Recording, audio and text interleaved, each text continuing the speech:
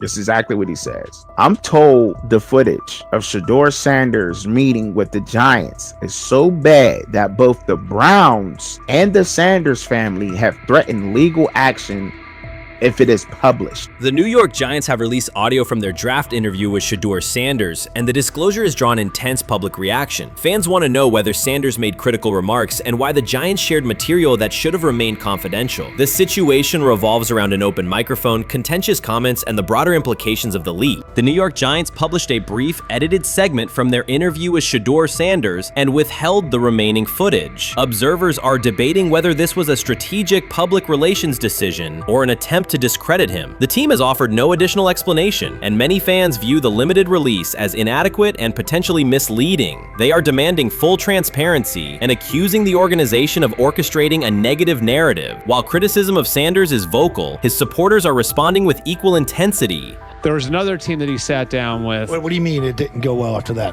So, he was pissed that they did that to him. They did that to him. He counter-confronted the them. same thing they do to every other quarterback prospect. They did that to him. They slide in a mistake to see if you catch it. Right.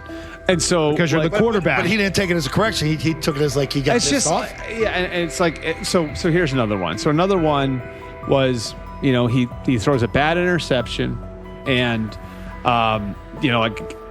it was a deep throw early in the game, and he comes back and they go in the meeting, they show the interception. The Giants have released only a brief excerpt of the interview and are refusing to share the rest. Their decision has drawn criticism across TikTok, X, and Facebook, where many see it as a poorly handled public relations move. Fans are calling for the full recording to be published so the situation can be judged in its entirety. The GM is on film that the son, they asked the son last draft, yo, who you think I should pick? His son like, yo, you need to get the Jaden Daniels, big.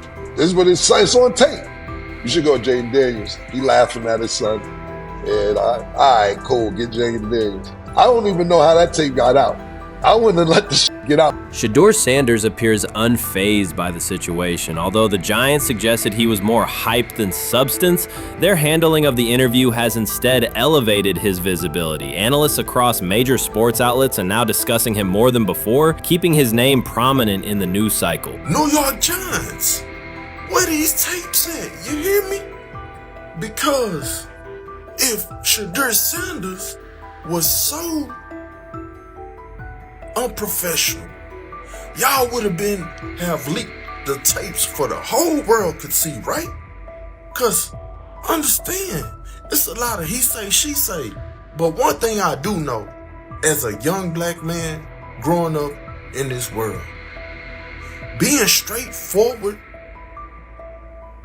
and not sugarcoat anything. The Giants' PR team appears to reject Sanders' family connection outright, a decision many view as unprofessional and lacking nuance. Internal discussions seem to have dismissed quarterbacks with prominent relatives as poor fits for the organization, revealing limited awareness of public perception. The response was swift. A single edited clip ignited widespread debate on social media, with fans asking why essential segments were held back and what the team might be hiding. Critics argue that if the full interview contains nothing damaging, the club should release it in its entirety. Online discussion intensified immediately and continues to gain momentum. What they do during the film and the combine and the meetings is teams will install mistakes intentionally planted in the install, and they want you to catch them. Shedeur didn't, and when a coach called him out, once again, it didn't sit well.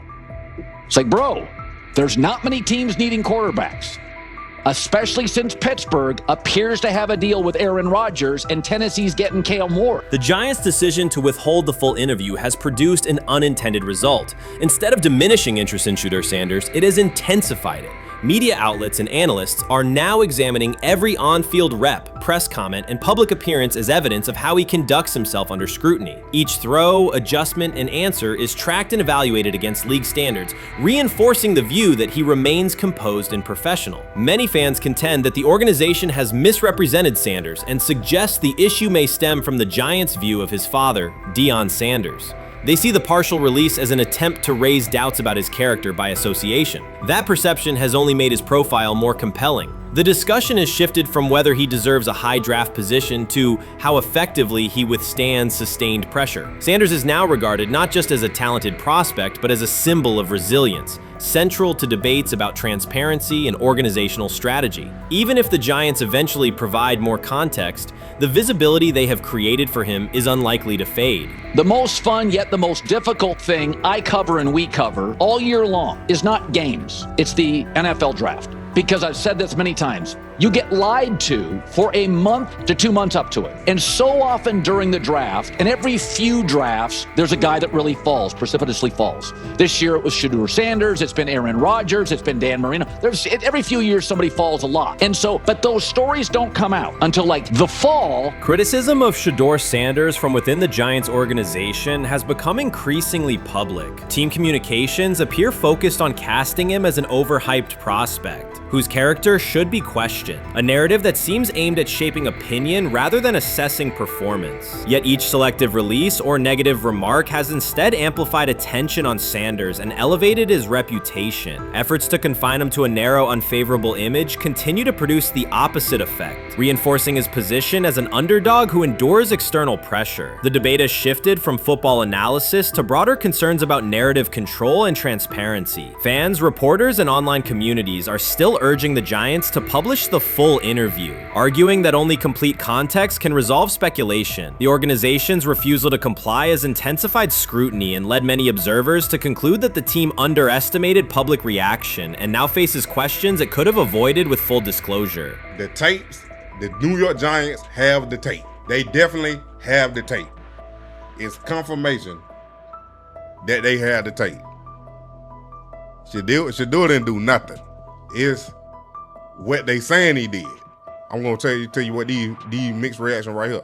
So we already know about the New York Giants, but the Pittsburgh Steelers head coach Mike Tomlin reported admired Sanders' talent, but hesitated to draft him due to previous challenges with quarterbacks like Russell Wilson and Justin Fields, leading to more cautious approach. Las Vegas Raiders. Sanders met with Raiders at the NFL scouting combine and expressed enthusiasm about potentially joining the team. His familiarity with the West Coast offense and quick release was noted positive, though concerns about his ceiling. Hours after the Giants posted that short audio clip, the timeline never slowed. Comment threads filled with frame-by-frame breakdowns, lip-read attempts, and side-by-side comparisons of what was said versus what was left out. Reporters called league contacts. No one could explain why a franchise would stir this level of curiosity only to seal the vault. You made an interesting point. So I tend to have the drip, drip, drip. This was my Johnny Manziel theory, is that everybody makes mistakes, especially when you're young. But if I see 2, 3, 4, 5, then you've got a plumbing issue. It's not just you didn't close the faucet. So there's about 6 pieces of video in college where Shedeur was a little bit of a brat. Whatever. Then there's the legendary cringy draft room. Didn't love that as a B prospect. Then there's back-to-back speeding tickets, both over 90, and a missed arraignment. The NFL is navigating unexpected headlines after a former Browns coach publicly defended Shedeur Sanders in response to reports of multiple speeding tickets. The coach's statement has sparked extensive online debate. Supporters welcome the show of loyalty, while critics question the motive. Sanders now finds himself at the center of an unforeseen controversy, and observers want to know why a Cleveland coach is standing so firmly in his corner. The story is developing rapidly and continues to draw intense attention. When it came out that he got a speeding ticket, I said it's not really that big a deal. I feel very differently about it now. Over 40 miles an hour over the speed limit, less than 2 weeks after you just got a ticket. I don't know if that's entitlement or immaturity. There's got to be some teams that are feeling very good right now that they didn't draft him. Observers are focusing on Shedeur Sanders' recent speeding ticket, treating the violation as a measure of his character and sidelining his athletic, academic, and philanthropic accomplishments. The incident, driving 15 miles per hour over the limit in a borrowed Lamborghini, has drawn sharp criticism. In response, a former Cleveland Browns coach has taken the opportunity to comment, even though the franchise is widely viewed as unstable due to its frequent coaching changes and limited on-field success. By defending Sanders, he presents himself as an authority on discipline and leadership. The statement, coming from an organization seldom praised for stability, has nonetheless attracted considerable attention across the league. You want to defend him a little bit. I thought this was an interesting take. Yeah, I thought it was really interesting that you said you were out because of the speeding tickets. To me, that's such a minor thing. You were so high on him in terms of his completion percentage in OTAs, and I thought that was a little aggressive on your part. But with the speeding tickets, I got a speeding ticket the first night of the draft, my first year there. I thought maybe I'd get the benefit of the doubt, but they gave it to me anyways.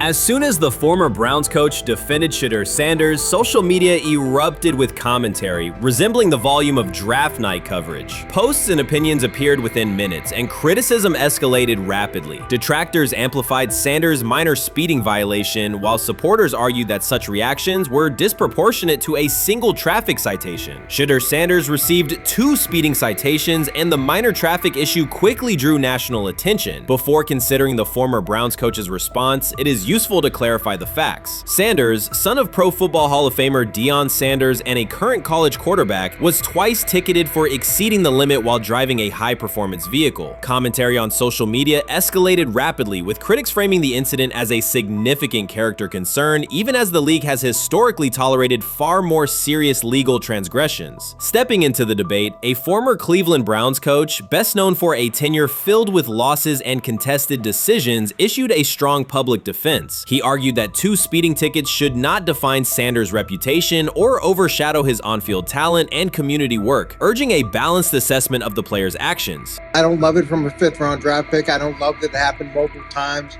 but I do think that this is the first time he's been away from his dad, and there's gonna be some growing pains now.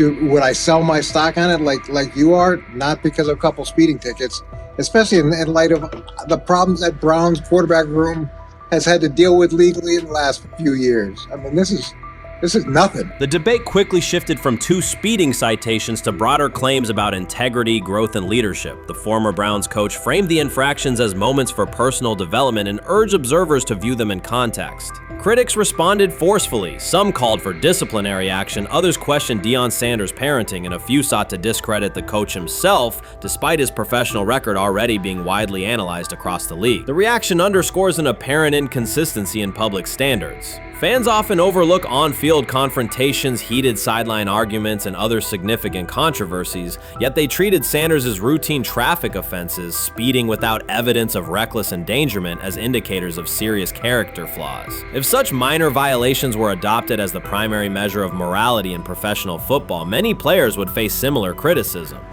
Sports media amplified the story almost immediately. Television panels dissected Shedeur Sanders' decision-making, treating 2 speeding tickets as indicators of deeper character concerns. Networks aired detailed segments under banners such as red flags and road rage, repeatedly questioning whether the citations might affect his draft evaluation. Although Sanders is already regarded as a first-round prospect, analysts emphasize that NFL teams value discipline and legal awareness when forming final assessments. Many commentators overlook the fact that other high-profile players have faced more serious offenses without similar scrutiny. Throughout the coverage, the former Browns coach defended Sanders, portraying him as a talented quarterback subjected to disproportionate criticism in a culture that expects near-perfect conduct. His argument was thorough and methodical, asserting that the traffic violation should not overshadow Sanders' skills, work ethic, or future potential.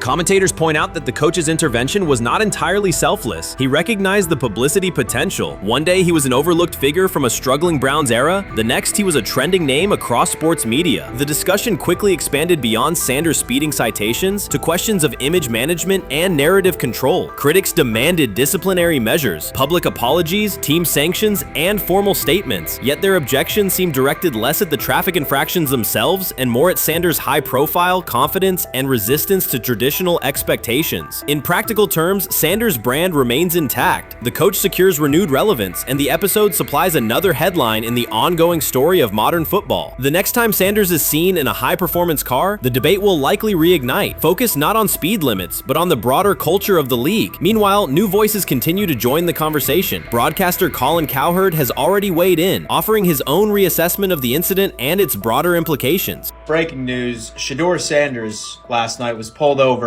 going 100 miles per hour. All right, he clocked 101, 41 miles an hour over the speed limit in Cleveland.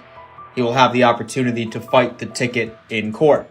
Now, I'm not exactly sure where he was pulled over, whether or not that it was in Ohio or whether or not that it was in his home state. But typically when you're going 40 over, that's flirting with the line of reckless driving.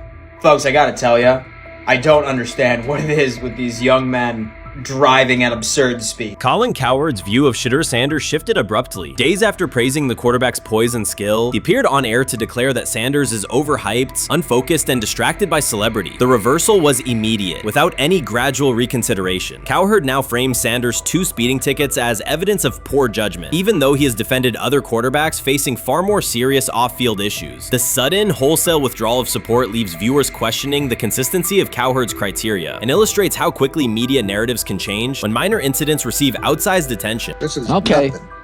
nothing. Okay. How much of this is? I mean, Jimmy Haslam has his hands all over Manziel, has his hands all over Deshaun Watson. Admitted it, man enough to admit it. I saw the reaction in the draft room when they took Shedeur Sanders. Pretty obvious it wasn't the coach and the GM's pick. How much is this? This team has 8 last place finishes in 13 years owning it. How much of this is we don't have a very good owner here like Washington, D.C. and the Commanders? Yeah, I didn't love the owner stepping in and saying, you got to take this guy in the 5th round. And I doubt they'll ever admit to it. While Colin Cowherd urged teams to move on from Shedeur Sanders, former Browns coach Eric Mangini offered a more measured response. Mangini, whose tenure in Cleveland was marked by mixed results, used his platform to provide context rather than condemnation. Instead of sensationalizing the speeding violations, he encouraged viewers to consider Sanders' circumstances. A 21-year-old quarterback whose life is scrutinized both on and off the field. Mangini acknowledged that the tickets were mistakes, but emphasized that they do not by themselves define Sanders' character or future. He noted the extraordinary attention athletes received today, combining the responsibilities of quarterback, public figure, and social media presence. Under such pressure, missteps are magnified, and criticism multiplies quickly. Mangini concluded that any evaluation of Sanders should weigh the totality of his behavior, performance, and growth, rather than isolate 2 traffic citations as decisive evidence of poor judgment. Shedeur is lighting it up in practice every day. You're not even a half bit curious to see what he could do with the ones. That makes no sense. And then on top of all of that, you got players going on podcasts and talking to people in the media saying this guy is really good. Like, this guy is legit. So even your peers respect you enough. How is it that the coaches can't see that? It always starts with the players, where the player's like, hey, you see that? You seen that pass he threw? The Cleveland Browns were taken by surprise when quarterback Shedeur Sanders stepped in for first-team snaps, asserting control of the drill and instantly highlighting deficiencies across the rest of the room. His confident command forced coaches to pause practice clips, reevaluate progressions, and consider immediate adjustments to the depth chart. Within minutes, discussions spread throughout the facility and online forums as fans weighed what Sanders' showing means for the current starters. The organization now faces an urgent, data-driven decision on whether Sanders should move up permanently. Shedeur Sanders arrived at Browns practice, took several first-team reps, and the entire quarterback group immediately felt the pressure. Coaches erased the whiteboard and reviewed their plans. Staff members exchanged concerned comments, and observers began asking whether Sanders was positioned to assume a larger role. Tony, every year we see at least 1 to 2 teams. They were in last place in their division the year before. No one thought they'd be good, and then they were good. It almost seems like no one's even assuming the Browns can be that, but we see it happen every year. And I get the quarterback stuff, but like, correct me if I'm wrong, Tony. The Browns are trying to run the football, play good defense, not turn the ball over in the passing game, and try and take advantage when they can, correct? That's what they're trying to do.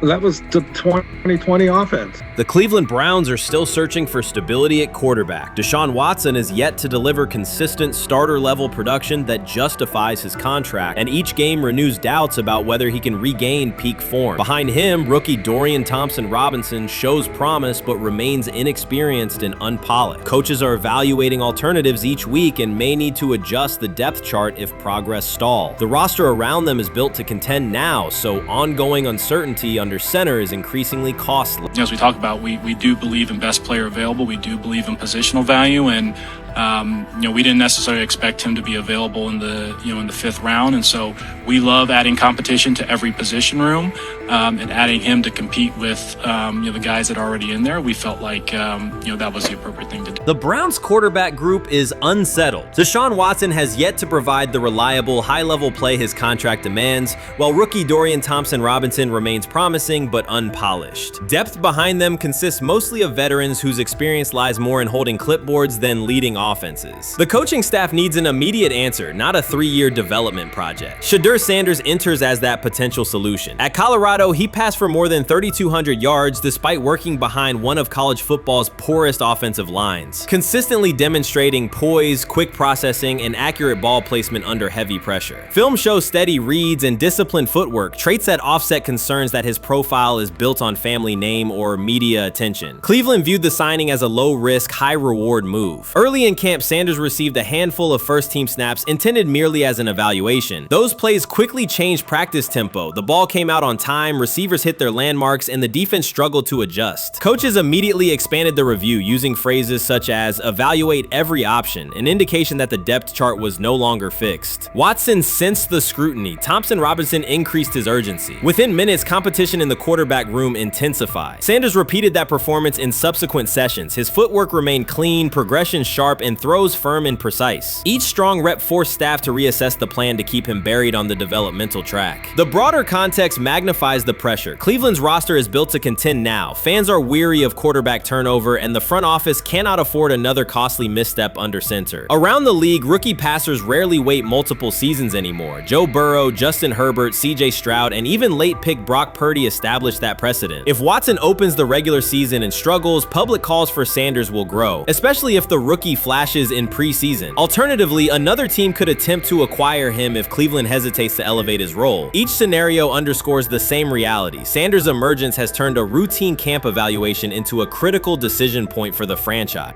And we saw Dillon Gabriel go 11-11 with the first team, Shedeur Sanders go 11-11 with the second unit. So that was really the big wrinkle today. Yes, and of course, it was the first time that we have seen Shedeur Sanders get any of those coveted 11-on-11 reps. Of course, again, it wasn't with the first team offense or against the first team defense, but it's progress. And that means that he's going in the right direction, that the arrow is pointing up. He's coming up the learning curve. So that's good for him. And I actually thought just overall, he had a better day than Dillon had today. He completed more passes. He was more on point. In fact, in that 11-on-11 period, he threw a near touchdown. Desperation can push franchises toward aggressive decisions, especially when their quarterback options appear unconvincing or outdated. One scenario now emerging is that Sanders earns enough confidence to take full preseason reps with the starters, forcing Cleveland to revisit a depth chart it believed was settled at the beginning of July. His practices demonstrate that the excitement around him is grounded in measurable performance. Accurate, high-velocity passes against first-team defenses, and confident command of the huddle. Each strong outing also heightens league-wide interest. Rival scouts adjust evaluations, and general managers revisit their notes, aware that a viable young quarterback may soon become available. Inside the facility, the personnel staff must balance short-term results with long-term roster planning, knowing that an early move could reshape salary cap allocations and locker room dynamics. The pressure on Watson and Thompson-Robinson escalates accordingly. Both must produce visible progress to maintain their current roles. Cleveland's recent history shows how quickly promising quarterback situations can devolve into controversy. The franchise has turned potential breakthroughs into organizational turmoil before, so observers remain cautious about how this competition will unfold.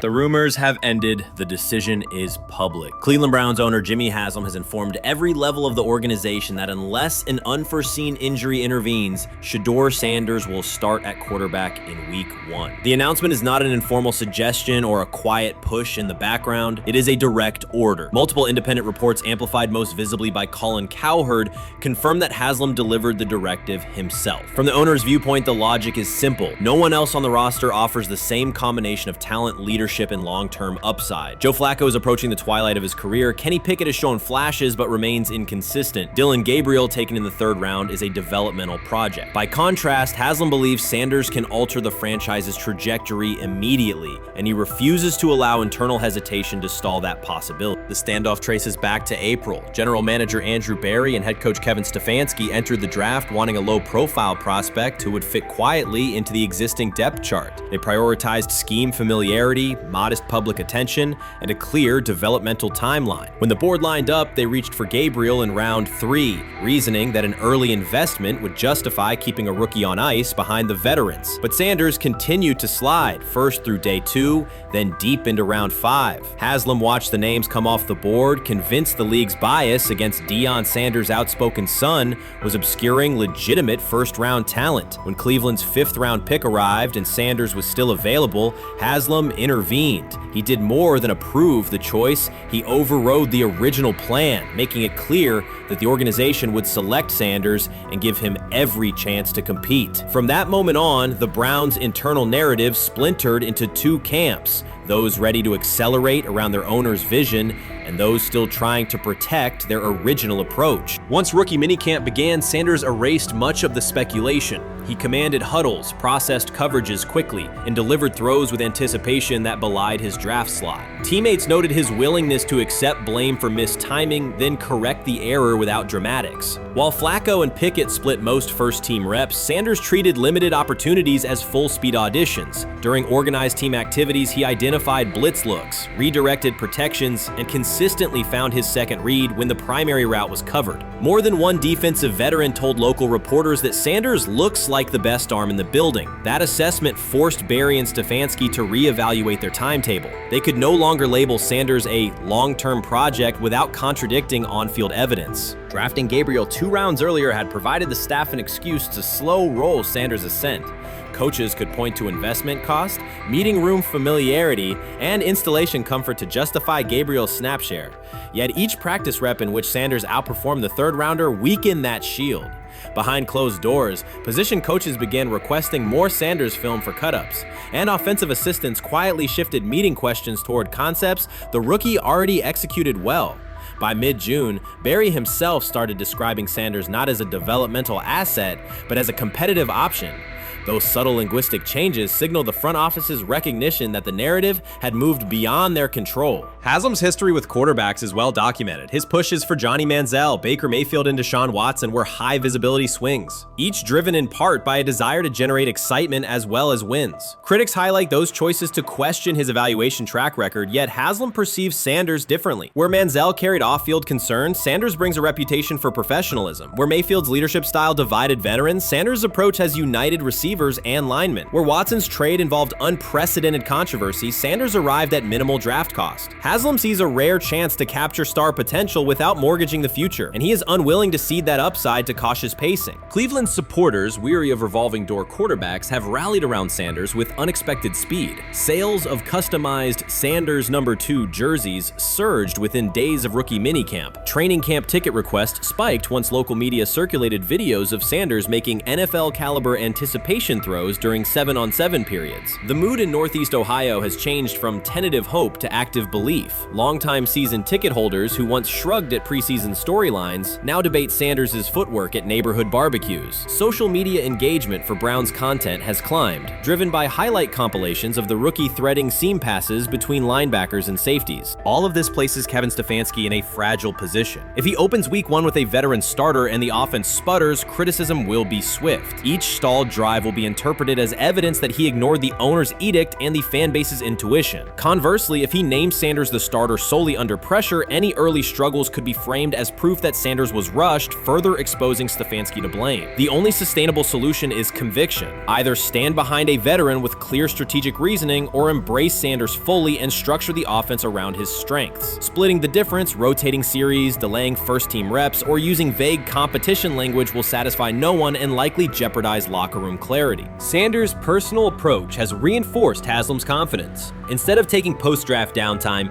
he traveled to Texas to train in full Browns gear at facilities near his father's home. The leaked clip of Sanders executing footwork drills in helmet and pads wasn't a marketing ploy. It was a glimpse into a quarterback visualizing Week 1 live. Team personnel who viewed the footage recognized purposeful rehearsal, cadence calls, pocket movement against simulated pressure, and follow-through adjustments based on imagined rush lanes. Observers asked why a rookie would conduct such intense solo sessions in May. The answer is straightforward. Sanders does not view himself as a developmental pick. He considers himself the starting quarterback of the Cleveland Browns and prepares accordingly.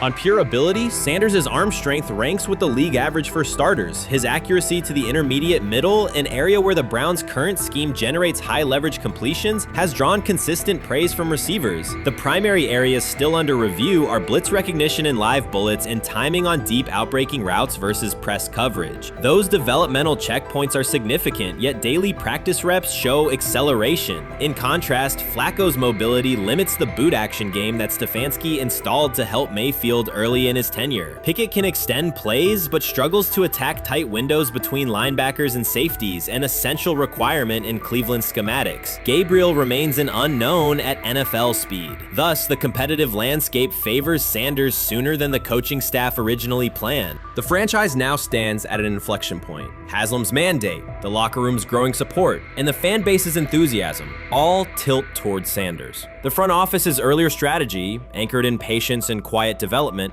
is increasingly untenable. Barry's shift in messaging indicates grudging alignment, but final authority over the depth chart rests with the coaching staff, unless ownership directly intervenes on game day decisions. A move rare but not unprecedented in the NFL. Should Stefanski align with the owner and name Sanders the starter before preseason concludes, he can claim proactive vision and tailor the offense through training camp. Should he resist and open with a veteran who falters, he risks rapid loss of credibility and possibly his position. Either path carries pressure, but only one aligns with the momentum sweeping through the building.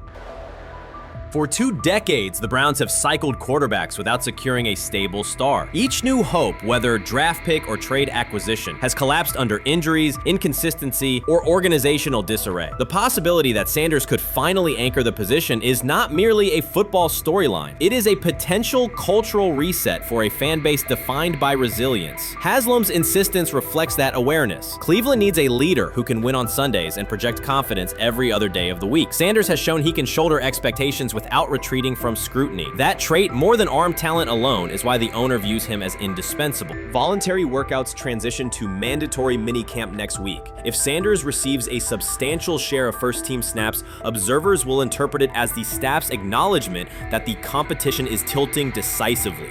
A public declaration may not follow immediately, but every rep allocation is a signal. If, however, the staff continues funneling most top unit snaps to Flacco or Pickett, tension will escalate. Local media will question the evaluation process. National analysts will debate the merits of letting a rookie learn through live action versus controlled practice. Inside the facility, players will recognize any disconnect between performance and opportunity, and unity could fray. The Browns have reached a decisive moment. Shedeur Sanders has demonstrated the skill, poise, and work ethic to justify starting in week 1. Jimmy Haslam has publicly positioned him as the future, and by implication the present, of the franchise. Kevin Stefanski and Andrew Barry must either endorse that vision or brace for the consequences of delaying it. For Cleveland fans, the significance is clear. A legitimate chance to exit the cycle of quarterback uncertainty and rally behind a signal caller capable of commanding the field and galvanizing the city. Whether that opportunity is seized promptly or postponed will define the Browns' 2025 season and likely the tenure of the decision makers involved. You can't fire the owner because he can't fire himself. Yeah, someone's head's going to roll, unfortunately, in this situation. And it's probably Stefanski and Barry. I saw on The Athletic. I don't think that's fair, by the way. It's Stefanski, that part. I agree. I was saying the other day on my podcast that Barry should be fired. And I said I wouldn't fire Stefanski, but a couple of people made the point of saying, well, if you fire the GM, you got to give him a chance to hire his own coach, which is fair. That's true. Mm-hmm. So I would fire Barry. I would hire a new GM. If that GM thinks Kevin Stefanski's a good coach, wants to stick with him. Right. The situation in Cleveland has escalated with the NFL. Sources indicate GM Andrew Barry is prepared to move on from head coach Kevin Stefanski if he refuses to elevate Shedeur Sanders. The Browns are weighing a major quarterback change. Leadership appears to be aligning behind Sanders and pushing for immediate action. This is a high-stakes decision about control and the team's direction. I think it's unfair for me to comment in I guess, maybe on behalf of the industry. All I can say is this, the time that we spent with Shedeur, and what he's done throughout his college career is impressive. He's an impressive young man. He's a really good quarterback. Sometimes, fit comes into play. And I'd also say this, there are 4 more rounds of the draft. And then maybe lastly, it's less about where you get picked and what you do after you get picked. That's really the most important thing. Getting to know him over the course of the spring, he has a ton of resolve. Andrew Barry appears to be at a breaking point. Pressure from fans and within the organization to play Shedeur Sanders is intensifying. Barry is pushing for a move towards Sanders, while head coach Kevin Stefanski remains cautious about altering the depth chart. The divide is clear. One side wants acceleration, the other a measured rollout. The organization is under heavy scrutiny, and the focus has shifted to when, not if, Sanders sees the field. Has the fourth highest odds of any head coach this season to be fired. He's clearly on the hot seat. It's been a discussion for really a couple years now, dating back to last season's 3-win season. And he's always had kind of hot and cold seasons. And now the sports books are saying he's fourth on the list. Number 1 is Mike McDaniel of the Miami Dolphins, Brian Daboll of the Giants at 2, Shane Steichen at 3, and there is Kevin Stefanski plus 650 to be fired. This has moved beyond tension to outright stubbornness. Rather than elevating Shedeur Sanders, the staff has chosen Dillon Gabriel. The current depth chart looks less like a forward plan and more like resistance to change. Fans have been clear about who they expect to see, yet the organization keeps delaying. Every week without a real evaluation of Sanders slows development and blurs accountability. Cleveland is choosing a conservative approach when a decisive decision is needed, sending a message of uncertainty to both the locker room and the city. Now being the third-string quarterback for the Cleveland Browns, was that so much was made out of unbelievable. He actually made the team as the third-string quarterback. Like that was a big deal. Like that was somewhat of a surprise to a lot of people. He should have been the first pick in the draft. Kevin Stefanski appears to be doubling down to validate his approach. Despite sustained demand from Browns fans to see Shedeur Sanders reflected in chants, merchandise, and constant discussion, he continues to keep Dillon Gabriel in front on the depth chart. The decision functions as an assertion of control rather than a response to momentum. Even with clear signals from the fan base, Stefanski is staying with Gabriel and delaying a full evaluation of Sanders. It is a deliberate choice to maintain his plan and pacing, not to accelerate change. Cleveland is prioritizing continuity over recalibration, keeping any transition to Sanders on hold. But yeah, the Browns are in a tough spot. They have wasted. You traded a ton of high draft capital to get Deshaun Watson. You've gotten nothing out of Deshaun Watson and missed an opportunity. Who knows who they would have drafted? Now, maybe they would have screwed up those picks and the Browns would still be in bad shape. Andrew Barry is likely frustrated watching Dillon Gabriel default to conservative throws while the offense stalls. From a football perspective, this appears to be the hill Kevin Stefanski is choosing to stand on. Keeping Gabriel ahead of Shedeur Sanders has limited the unit's explosiveness and prevented a full evaluation of a higher ceiling option. Drives end quickly, field position flips, and momentum is lost while Sanders remains on the sideline. Fan patience is wearing thin. Each ineffective series intensifies criticism and shifts scrutiny toward the coaching staff's criteria for the depth chart. With every additional snap for Gabriel, the decision reads less like an open competition and more like rigid adherence to a plan that isn't producing results. The optics are clear. A dynamic quarterback sits while a cautious approach keeps the offense in neutral. If this continues, accountability questions will grow inside and outside the building. What performance benchmarks keep Gabriel ahead of Sanders? When will Sanders receive first-team reps in live situations to allow a fair comparison? The front office must decide whether to preserve continuity or pivot toward a timely assessment of Sanders. The longer the current approach stays in place, the more it signals stubbornness rather than adaptation, and the more pressure mounts to realign the plan with on-field output.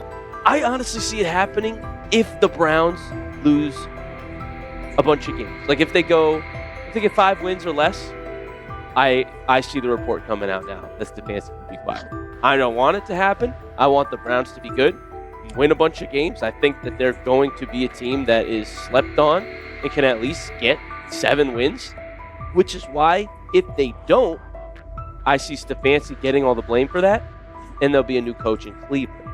because their players, to me, are there once again.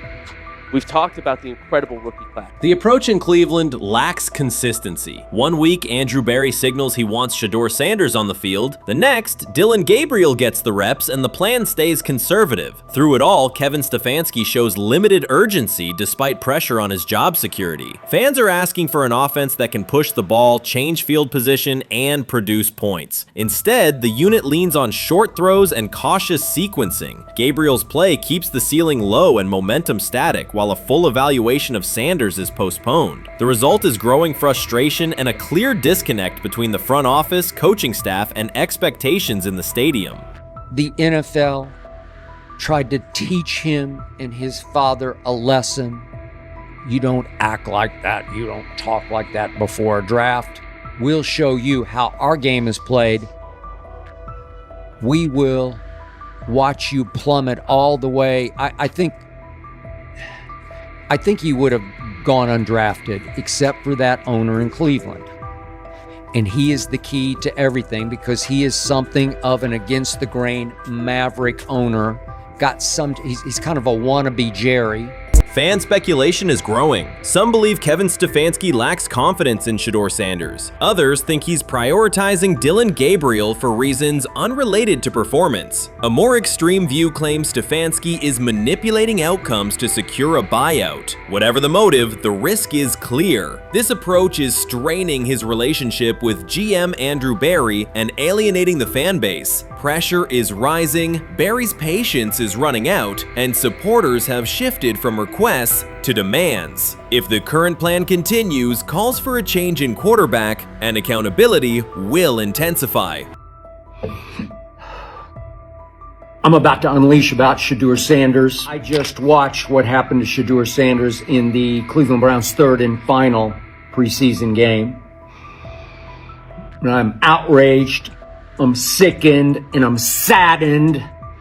By the way, Shedeur continues to be treated in the National Football League now by those sorry-ass Browns and sorry-ass Kevin Stefanski. The Cleveland Browns are once again mishandling a promising quarterback. Skip Bayless criticized the organization for failing to develop Shedeur Sanders and for misusing his skill set. He argued that the team's decisions are undermining Sanders' progress and turning a major investment into a cautionary example. Bayless pointed to inconsistent usage, questionable play calling, and a lack of clear direction as key issues limiting Sanders. He said the Browns need a defined development plan and stronger support if they expect Sanders to succeed. Skip Bayless delivered a direct, critical assessment this week. After seeing Shedeur Sanders in a Browns uniform, he argued that Cleveland is mishandling the quarterback and undermining his development. Bayless said the team's approach shows poor planning and inadequate support around Sanders. He dismissed excuses about strategy and emphasized the need for better coaching, deployment, and protection. In his view, the Browns are setting themselves up for problems before the season begins unless they establish a clear plan for Sanders. Given the team's recent decisions, his reaction is understandable. Cleveland has a history of inconsistent quarterback development. Shedeur Sanders is a premium prospect, the son of a Hall of Famer, a proven college performer, and a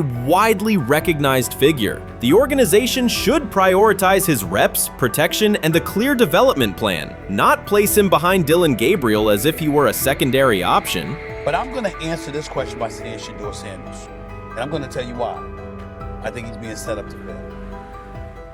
That's right, I'm going to say it. Okay. Here we are on national television, right? There's been 11 practices, if I remember correctly. He's been starting against, he's been playing against the third unit. He's fourth on the depth chart. And then suddenly you throw him into the start line, and he hasn't had any reps for the first team at all. Think about that. So you're just going to throw him to the wolves like that, huh? I mean, you know, if he had first team snaps in practice. Yet here we are. Cleveland has one of the most publicized prospects and is handling him like a depth piece. The broader issue is the franchise's long record of quarterback instability and inconsistent development. That history colors every move they make.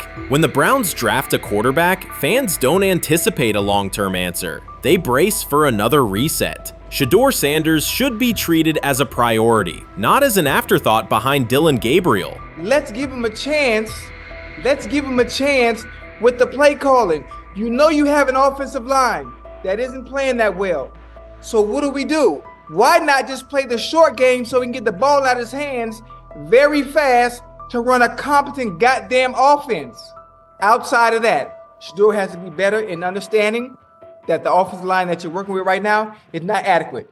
Why not allow the players that are competing for a job, in this instance, Shedeur Sanders, to finish off the 2-minute drill? When Browns fans see another quarterback selected, they brace for another setback. The franchise's recent history, from Johnny Manziel's failed stint to the rocky handling of Baker Mayfield, reflects inconsistent development and short-term decision-making. Against that backdrop, Skip Bayless's reaction to Shedeur Sanders on Cleveland's roster was blunt. He argued the team is already mishandling a premium prospect by treating him as a secondary option instead of a centerpiece for the future. Bayless's position is straightforward. Sanders is not just a name, he brings proven college production, leadership traits, and significant visibility that can strengthen both the offense and the organization's broader profile. Burying him on the depth chart behind Dillon Gabriel signals a lack of a clear development plan and wastes early momentum. Instead, Bayless contends, Cleveland should establish a defined pathway. First-team practice reps, protection and personnel tailored to his strengths, deliberate play calling that accelerates processing, and measured in-game opportunities that build confidence and execution.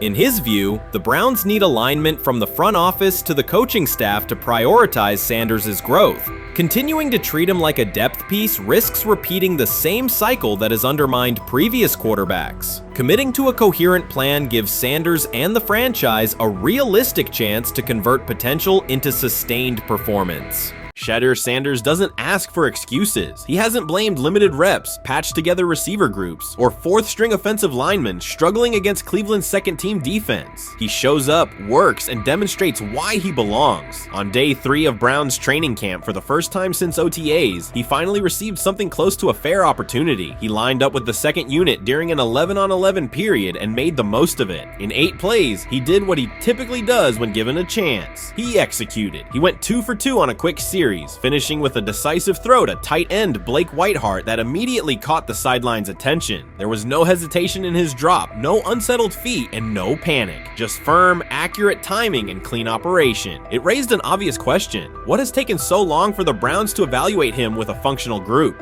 The story isn't only about one throw, it's about the delay before it. Sanders has been the guy for most of his football life, commanding high school programs, starring in the Southwestern Athletic Conference at Jackson State, then operating under national attention at Colorado. For the first time, he's been told to wait. He has treated that reality as part of the job rather than a setback. He has prepared like a professional since the moment he arrived, and on the 3rd day of camp in heavy heat, he let the football represent his case. While coverage focused on the veteran presence of Kenny Pickett and Joe Flacco, Sanders made an impression with minimal volume. The difference with the second team was immediate. Protection held up, routes were on schedule, and progressions unfolded as designed. Within that structure, he looked like the quarterback who led efficient offenses at Jackson State and Colorado. Calm in the pocket, decisive in his reads, and accurate to tight windows. This was not simply a good practice period, it was a clear statement. He was not just operating the script, he was directing it. The timing was sharp, the reads were clean, and the seam throw to Whiteheart was a high-level anticipation throw, professional in placement and pace. The narrative around Sanders should reflect that when he is placed in a workable situation, his strengths are visible. Early work with 4th unit personnel included protection issues and unreliable spacing. With the 2nd unit, those variables stabilized and his work looked consistent with his resume. The performance supported a straightforward conclusion. The evaluation should move forward with higher quality reps. Sanders has been explicit about his approach. He does not request special treatment. He intends to be prepared so that when an opportunity appears, he can step in without a drop-off. He has said he wants to be ready for anything and not offer explanations after the fact. That mindset fits what teammates and coaches have observed. A quarterback focused on the assignment, not the conversation around it.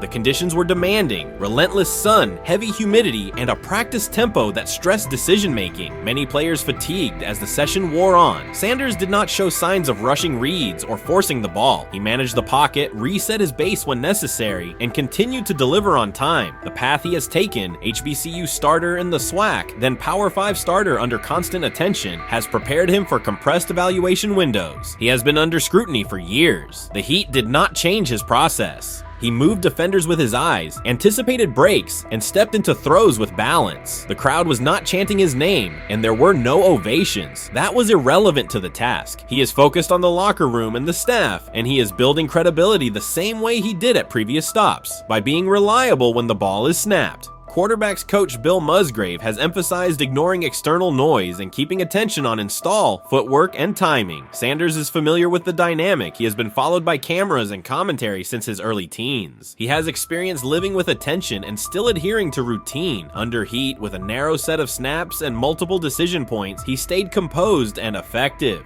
2 speeding citations, 91 miles per hour in Brunswick and 101 miles per hour in Strongsville, became national items. General Manager Andrew Berry characterized the decisions as not smart and stressed that it's not only about driving fast, but about the safety of others. Sanders accepted responsibility, stated that he learned from the incidents, and said he would follow the rules. The attention to those citations did not alter his daily schedule or his practice preparation. He arrived early, stayed engaged, and kept the discussion centered on work.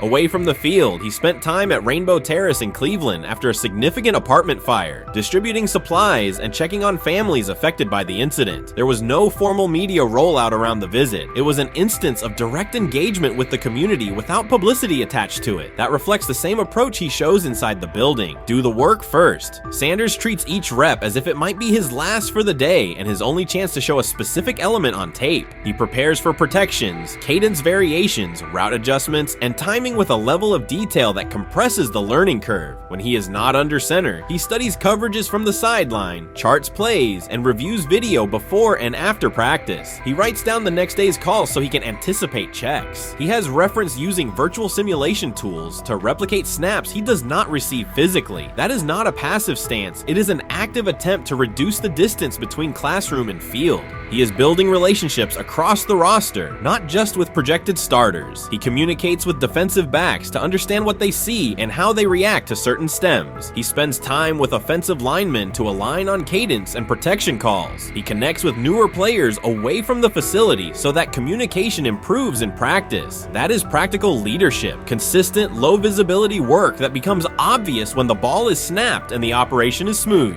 3 days into camp, a central question remains. Why hasn't he taken a first-team rep? Flacco has seen work. Pickett has seen work. Dylan Gabriel has been cycled in. Sanders has remained behind all 3 on the depth chart while producing efficient periods when provided stable support. Head coach Kevin Stefanski has not publicly detailed the plan for distributing first-team snaps among the quarterbacks. When asked, Sanders answered that it is not his place to comment on rotation decisions. That response aligns with his day-to-day conduct, respectful, professional, and centered on the next assignment. The staff is managing a room with a Super Bowl MVP, a former first-round pick, multiple rookies, and a new set of combinations on the offensive line. That creates a set of decisions about exposure, pacing, and evaluation windows. Within that context, Sanders has presented a clear case for additional evaluation. He has shown he can execute the offense as designed when the variables are standard. Musgrave has a long-standing connection with the Sanders family through his time as a teammate of Deion Sanders in San Francisco. That familiarity supports direct communication. It does not guarantee anything about the depth chart, but it does help streamline teaching, feedback, and expectation setting. Inside the defensive back room, veterans such as Denzel Ward have provided perspective on timing, leverage, and eye discipline that Sanders has incorporated into his preparation. He is operating without the immediate family structure that defined his college environment. Away from his brother Shiloh and his father Dayon, he is managing his own housing, nutrition, recovery schedule, and all the smaller tasks that accompany an NFL routine. Those adjustments matter because they influence consistency across a long camp. He has treated those responsibilities as part of the job rather than distractions, which is reflected in a steady daily approach. What he showed on day 3 with the second unit was not a surprise to those who have tracked his prior work. It was a continuation of a profile: efficient sequencing, clear timing, and consistent ball placement when protections and routes hold up.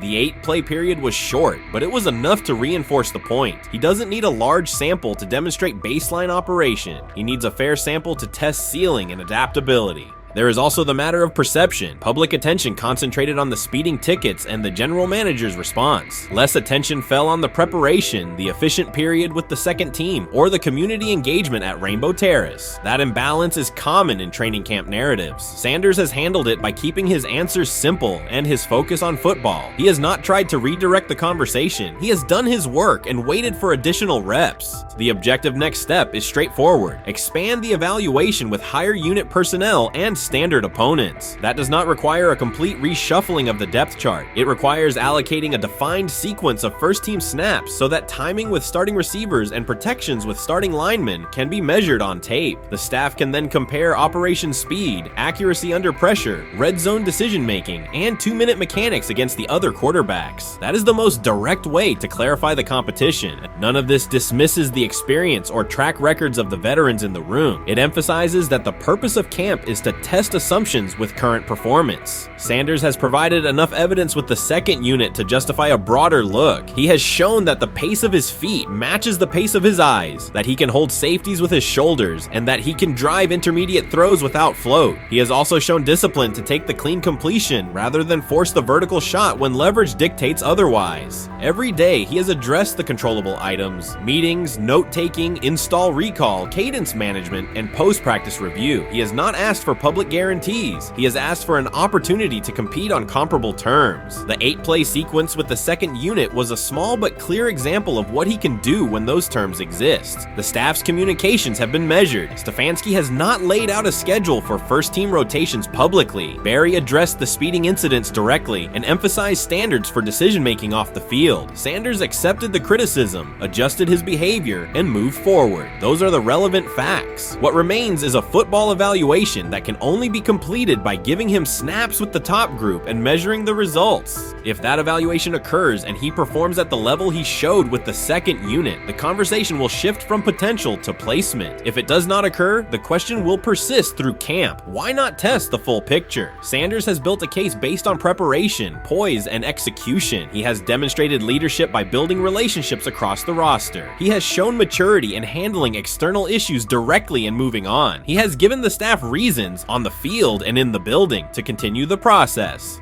3 days into camp, he has answered everything within his control. He has shown growth, discipline, and consistent operation. He turned early fourth-team disarray into learning, then executed cleanly when moved to the second unit. He kept the discussion on football when outside topics threatened to dominate. He has not tried to win a press conference. He has tried to win every rep. If he continues to stack days like this, the next step is logical. Evaluate him with the starters, document the results, and let the tape determine the depth chart. Until then, he will continue to prepare, continue to compete, and continue to present the same message through his play. The 2025 NFL Draft was expected to be Shedeur Sanders' moment. Many projected him as a top 10 talent and a headline quarterback in one of the most discussed college football storylines in years. Instead of walking across the stage on the first night, he waited through 3 days without a call. There was no celebration, only silence. When the phone finally rang at pick no. 144 in the 5th round, it was the Cleveland Browns. With that selection, the financial outlook changed dramatically. The Sanders family believes this was not a typical draft slide, but the result of coordinated action. They are pursuing a $100 million lawsuit alleging collusion across parts of the league.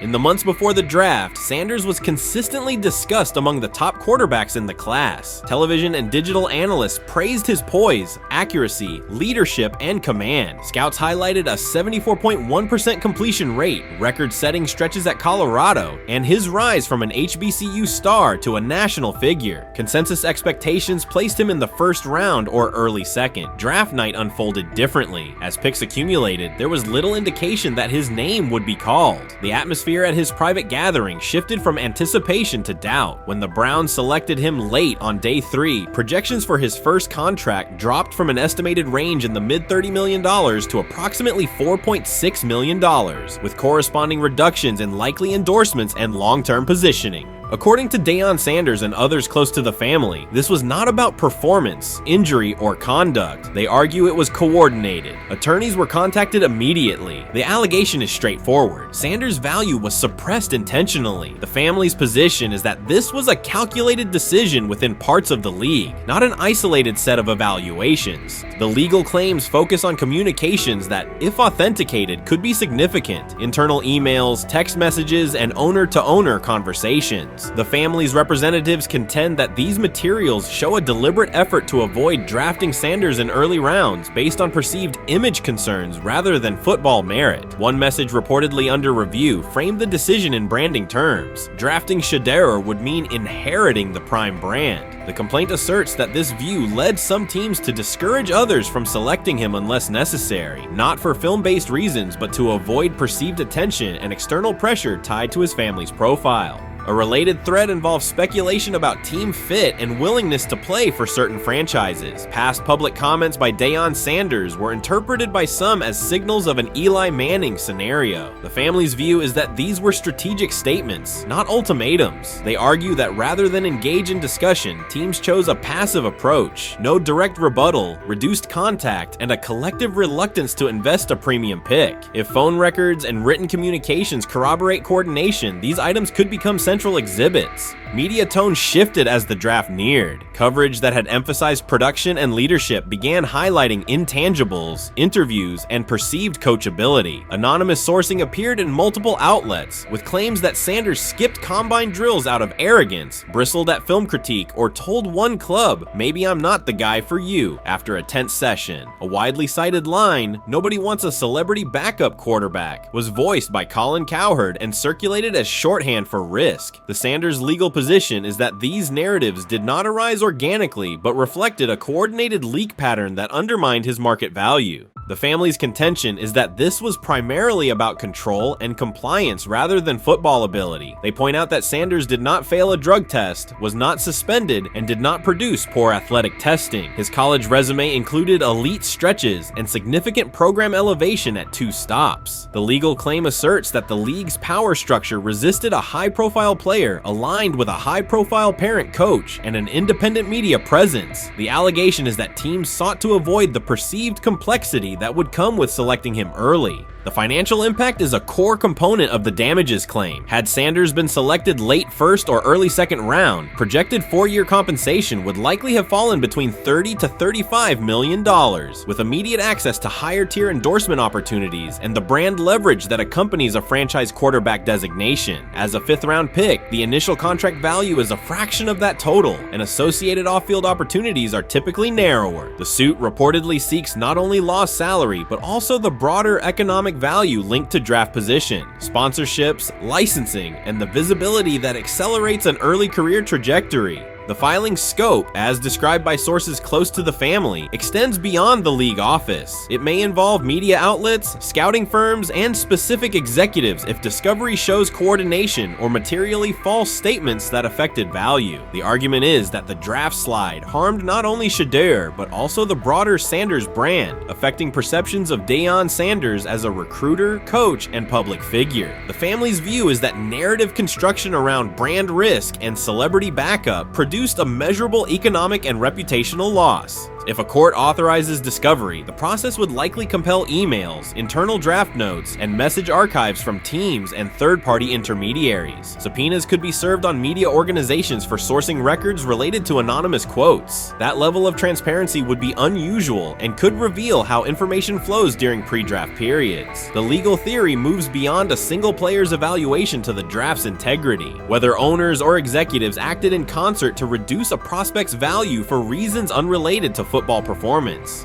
The league has not publicly addressed these specific allegations. Background comments from executives characterize the claims as overreach. The family's camp maintains they have documentation sufficient to proceed. The comparison points referenced by observers include Deflategate, Spygate, and the Colin Kaepernick grievance, not because the facts are the same, but because of the potential scope, policies, practices, and the balance of power between the league and individuals challenging its processes. Another dimension of the dispute involves how the NFL perceives Deion Sanders, Coach Prime, and the autonomy he promotes. He built a large media footprint around his programs at Jackson State and Colorado, elevated his players' profiles, and spoke openly about fit and leverage. The family contends that this visibility, combined with statements about preferred destinations, triggered resistance. The complaint frames the response as a preference for compliance and predictability over independent branding and public negotiation. The suit also addresses the pre-draft decisions that critics point to, skipping the Senior Bowl, declining full workouts at the NFL Scouting Combine, and candid interviews about team fits. The family characterizes these as strategic choices commonly made by top prospects, not evidence of entitlement. Their view is that similar decisions by other players did not produce the same narrative because those players fit more comfortably within league expectations. The risk calculus is clear. Bringing a suit of this magnitude invites professional consequences. The family acknowledges that some within the league may react negatively. Their position is that the principle at stake, transparent and fair valuation, warrants the risk. The message they intend to send is that manufactured narratives and coordinated devaluation should face scrutiny, particularly when they affect earnings, opportunity, and reputation. If the case advances, several outcomes are possible. The court could find insufficient evidence of coordination, limiting the scope to individual judgments protected as opinion. It could also find enough to proceed to broader discovery, which would have implications beyond one player, including potential changes to how teams document evaluations and how media handle anonymous sourcing close to the draft. Agents might push for reforms, including clearer guardrails around leaks and standardized prospect communication records. For now, Sanders is working within the Browns structure. He has avoided public escalation beyond confirming focus on preparation and development. The lawsuit is a separate track managed by counsel. This dual approach, professional routine on the field and legal action off it, reflects the family's strategy. They intend to contest the process they believe harmed him while meeting club expectations day to day.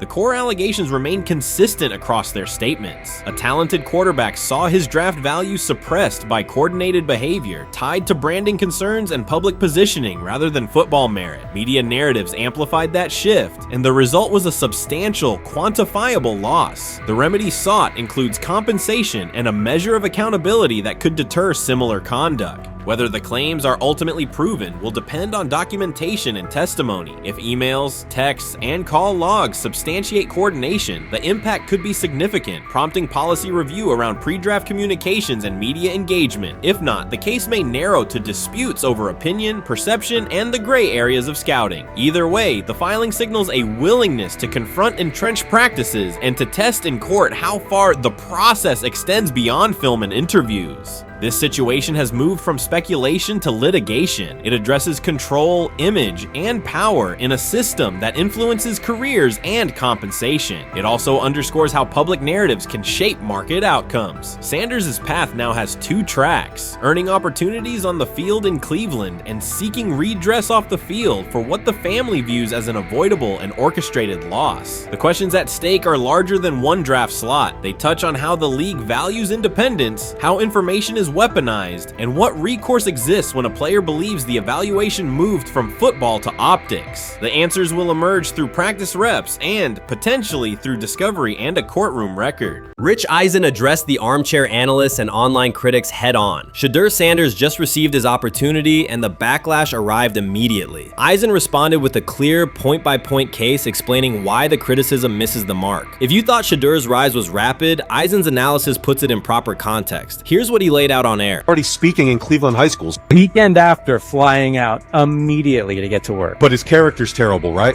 You know, and listen, oh, he interviewed bad, you know. According to who? The New York Giants? No offense, Bert. The same New York Giants that gave Daniel Jones a huge contract and let Saquon Barkley out the door, that's the intel we're trusting here? That was for him to celebrate. He just made, I mean, look, he put in work in college. He had the privilege of being coached by his father, which we all would love and choose. Turned around not one, but two programs in college football. And then literally for any athlete, being drafted at the highest level is a success story in itself. Rich Eisen delivered a direct response to the critics. He addressed the online claims reducing Shedeur Sanders to Deion Sanders' son instead of evaluating him as a quarterback on merit. Eisen challenged those assumptions and refocused the discussion on performance, preparation, and opportunity. Say Kenny Pickett had strained his hamstring. Shedeur, they say his first day in pass, 9 for 9, 2 touchdowns, no interceptions. They were just hating on this young guy. Within minutes, Rich Eisen delivered a structured breakdown, addressing each claim with evidence and dismantling weak narratives through clear analysis. He replaced speculation with data and kept the focus on what matters: decision-making, accuracy, leadership, preparation, and game management. The reality is simple. Shedeur Sanders was not given this opportunity. He earned it through performance and consistency against real competition. He accepted the role, met the standard, and handled the moment with professionalism and urgency. No shortcuts, no favors, just results and readiness. Eisen's point was direct. Evaluate Shedeur on his work, not assumptions, and acknowledge that he has justified the opportunity on the field. I've done it at 2 locations already, so it's simple. So that's why when people say I'm not, one of the top quarterbacks or the top quarterback, because what are y'all going based off of? Because I did it year after year after year, and you see the progression. So it's like, obviously, it got to be some type of external hate that you have for the family, for the last name, for anything, because I know I proved myself. While many were still debating whether he was NFL ready, Shedeur Sanders stepped onto the practice field and operated like a clear QB1, setting protections, controlling tempo, and executing the plan. The narrative that he is just flash, media attention, or his father's influence does not hold up against his work in installs, progressions, and situational drills. What he showed was composure, efficiency, and command of the offense. He processed quickly, protected the football, and delivered on-time throws, demonstrating preparation and control. I'm a firm believer. If I wanted Shedeur Sanders at 2, at worst at 33, of course I already think that he's better than other quarterbacks, because that's the type of talent.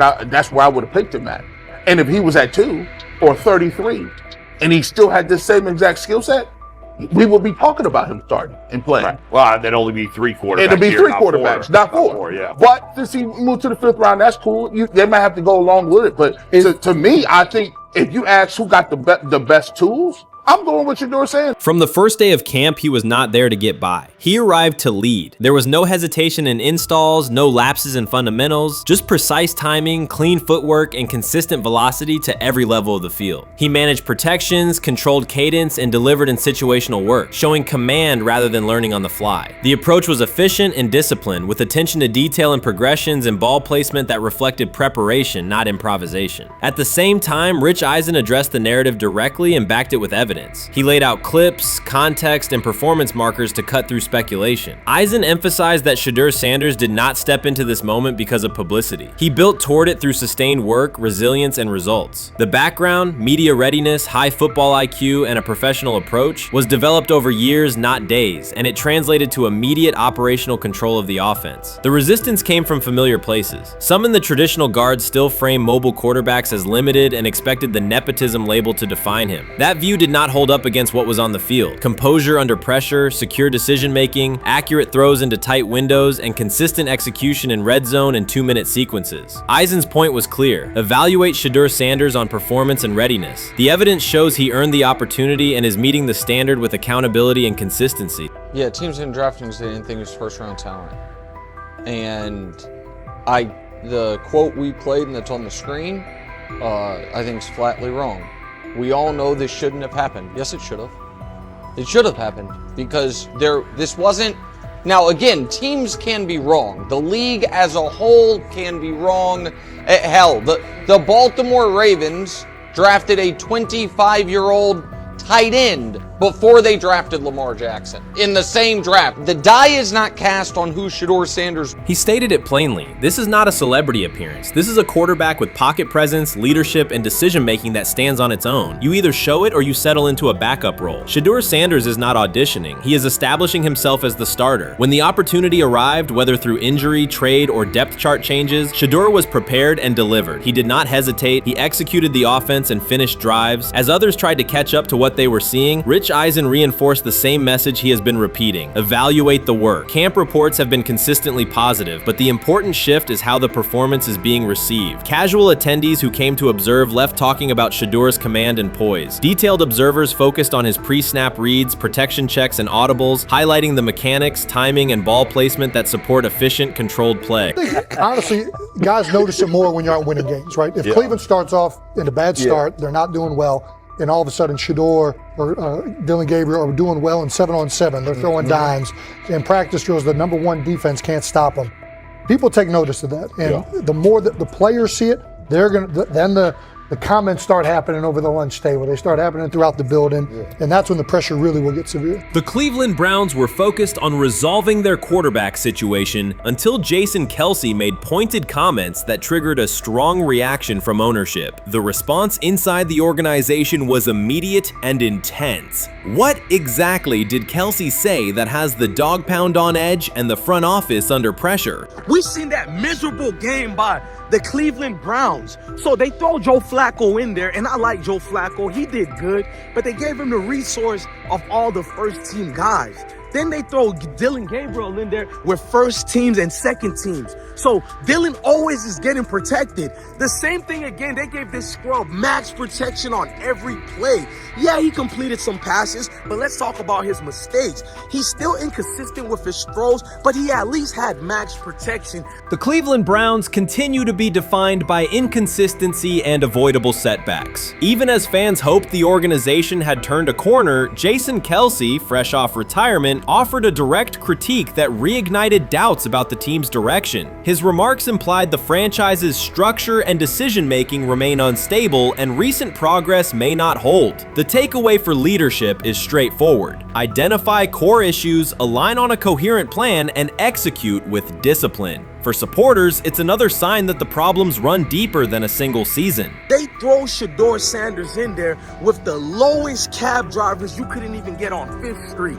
And I'm pissed off, bro, because the play calling was abysmal. Look, even if you don't like Shedeur didn't even get a chance to be trash.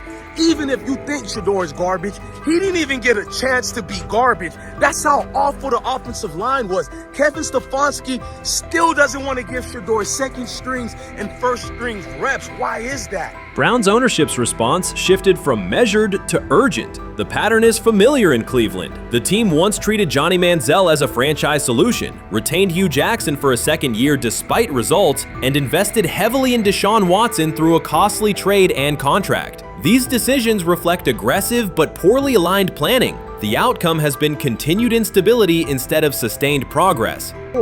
That this was the guy that they wanted to start. He's seasoned, he's experienced, he still has a big-time arm, even at his age, and they open with the Cincinnati Bengals. They wanted that experienced guy. He was always going to be the guy. They were not going to start Dillon Gabriel or Shedeur Sanders in week 1. Kenny Pickett had a hamstring injury. It makes it easy to go with Joe Flacco. And the question isn't and wasn't going to be who's the starter in Cleveland. The question is, who's going to be the backup in Cleveland? Who's going to be the number 2 quarterback when they open the season against these Bengals? Fans still show up season after season, expecting improvement and bracing for setbacks. The usual pattern has been early optimism followed by a gradual collapse. But last season was different. For a sustained stretch, the Browns looked organized and competitive, resembling a functioning team. Couple days, 3 days until roster cutdowns, how do you feel about that? Do you feel like you belong here on this team? Obviously, I think overall as a player, I feel like I put in the work. I feel like everything I do, I try to do it to my best, and that's all I ask for. So I feel like everybody feels like, they should be on the team, and if you ask anybody on the team, would they feel like they belong, in their own eyes. So I feel like I do, but I'm my own player, I think about myself in a high regard. The front office entered the offseason confident. Kevin Stefanski was being praised, and the Dog Pound believed the team had made real progress.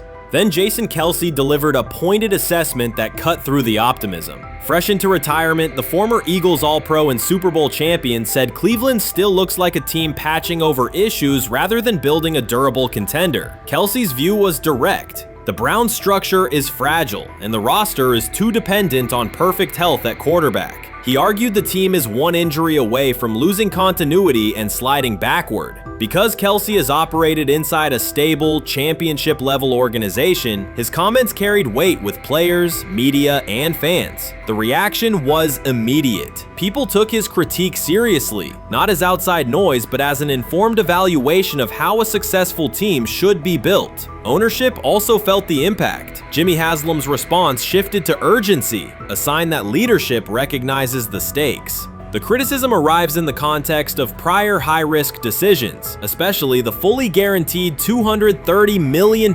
commitment tied to Deshaun Watson. Watson has missed time and shown inconsistency when available, and the contract has constrained flexibility. Kelsey's remarks highlight why depth, alignment between the front office and coaching staff, and a clear contingency plan at quarterback are non-negotiable. The takeaway is straightforward. Cleveland must convert last season's progress into a stable framework, protect the quarterback, deepen critical positions, and establish a plan that survives injuries and short-term setbacks. Without that, the games that fueled optimism will remain temporary.